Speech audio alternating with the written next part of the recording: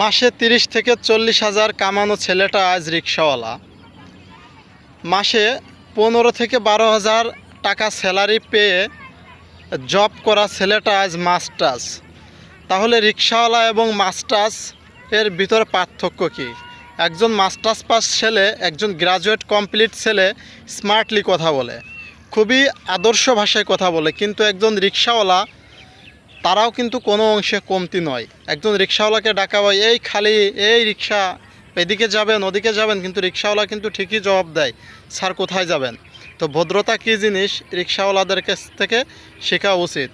আর তারা আপনার আমার মতন 12,000 টাকা 15,000 টাকা ইনকাম করে না, তারা প্রতি মাসে 30 থেকে 40 হাজার টাকা ইনকাম করে, এবং এটা প্রমাণিত। আর তাদেরকে আমরা বলি গরিব রিক্সাওয়ালা। পরনে সেরা ছাট, সেরা লুঙ্গি পরলেই একজন গরিব হয়ে যায় না।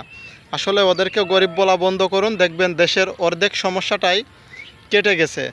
সো সবাইকে সম্মান করতে শিখতে হবে। প্রিয় ভাইয়েরা, ভিডিওটি বেশি বেশি করে শেয়ার করবেন এবং সবাইকে দেখার সুযোগ করে দেবেন।